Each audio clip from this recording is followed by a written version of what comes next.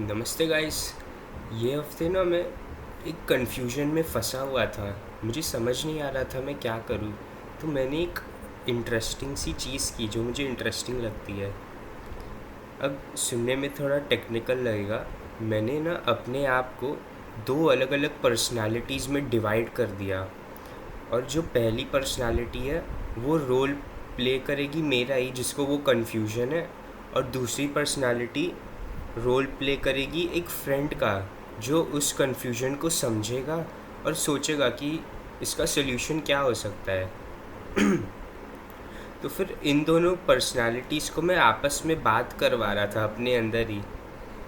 तो बस, और ऐसे ही करते करते मुझे सल्यूशन मिल गया मेरे प्रॉब्लम का। हाँ, ये काफ़ी इंटरेस्टिंग सी चीज़ थी। ये मैंने काफ़ी बार किया और जब भी मैं कर रहा था मुझे सल्यूशन मिल रहा था। क्योंकि जो दूसरी वाली पर्सनालिटी थी जो उस कन्फ्यूजन को समझ रही थी, उसको कोई आइडिया नहीं था कि कन्फ्यूजन क्या है। वो बस ऐसे ही अपना व्यू पॉइंट दे रही थी। तो मतलब जैसे अगर कोई मुझसे यही सेम प्रॉब्लम कोई और मुझसे बोल रहा है तो फिर मैं बस समझूंगा कि क्या हो सकता है इसका सल्यूशन एक अलग स्टैंड पॉइंट से। तो वही मेरी दूसरी पर्सनालिटी ने वही काम किया। अब पता नहीं आपको समझ में आया होगा कि नहीं। मैं उतना अच्छे से एक्सप्लेन नहीं कर पाता हूँ चीज़ों को अभी तो। ठीक है। और ना ये हफ्ता काफ़ी अच्छा गया। मैंने पहले स्टार्ट किया संडे को। संडे से मैंने अपना हफ्ता स्टार्ट किया क्योंकि ना मेरे अंदर एक गोल था जो मुझे अचीव करना था, एक बहुत ही स्ट्रॉन्ग सा गोल। और वो गोल को अचीव करने की वजह से मैंने संडे को कुछ भी नहीं खेला। संडे को भी मैं पूरा दिन पढ़ रहा था और संडे और मंडे को भी पढ़ रहा था मैं एकदम अच्छे से। मैंने सारे टास्क किए। लेकिन जब मेरा गोल अचीव हो गया तब ना वो जो मोटिवेशन था, एनर्जी थी वो गोल अचीव करने के लिए, वो कम हो गई। तो फिर ट्यूसडे को मैं थोड़ा दुखी था क्योंकि मेरा गोल अचीव हो गया था। तो वो एनर्जी मुझे फ़ील नहीं हो रही थी जो मुझे गोल करते टाइम फ़ील हो रही थी।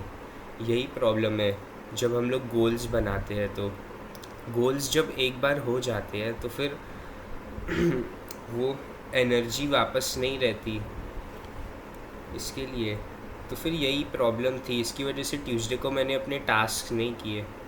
तो फिर से वही जो मैं पर्सनालिटी वाली चीज़ बोल रहा था ना, दो पर्सनालिटी में स्प्लिट किया। तो मैं अपने वो फ्रेंड जो मेरी दूसरी पर्सनालिटी है उसको मैं बोल रहा था कि मैंने गोल कर लिया, अब मेरे अंदर एनर्जी नहीं है तो मैं क्या करूँ।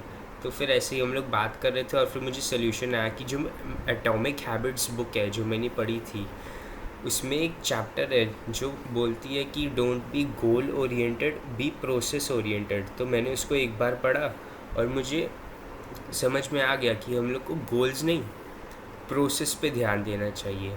तो जब मैंने प्रोसेस पे ध्यान दिया, जो मेरे टास्क थे उनके प्रोसेस पे, तब ना मैंने अपने टास्क फिर से एकदम अच्छे से वही सेम एनर्जी के साथ किए। वही सेम एनर्जी जो गोल करते टाइम थी मेरे अंदर, वही सेम एनर्जी वापस से आई और मैंने अपने सारे टास्क अच्छे से किए। और इस बार वो एनर्जी ख़त्म ही नहीं हुई कभी। मैं अपने टास्क करता गया एकदम अच्छे से। तो इसके लिए ये वीक सबसे बेस्ट था। और मैंने how to win friends and influence people ये वाली बुक भी पढ़ ली पूरी। और ये बुक सच्ची में बहुत कमाल की बुक है। इतनी प्रैक्टिकल है ये बुक। इस बुक को पढ़ने के बाद मेरी पूरी जो सोशलाइजेशन थी वो एकदम से पलट गई। अब मैं अब मुझे किसी से भी बात करने पर कोई एंग्जाइटी फील नहीं होती है। फुल कॉन्फिडेंस रहता है। तो फिर ये बुक बहुत सही है। अगर आप भी पढ़ना चाहते हो तो आप भी पढ़ लो। फिर हम लोग मिलेंगे अगले हफ्ते। ये साल का आखिरी हफ्ता था। Happy new year guys.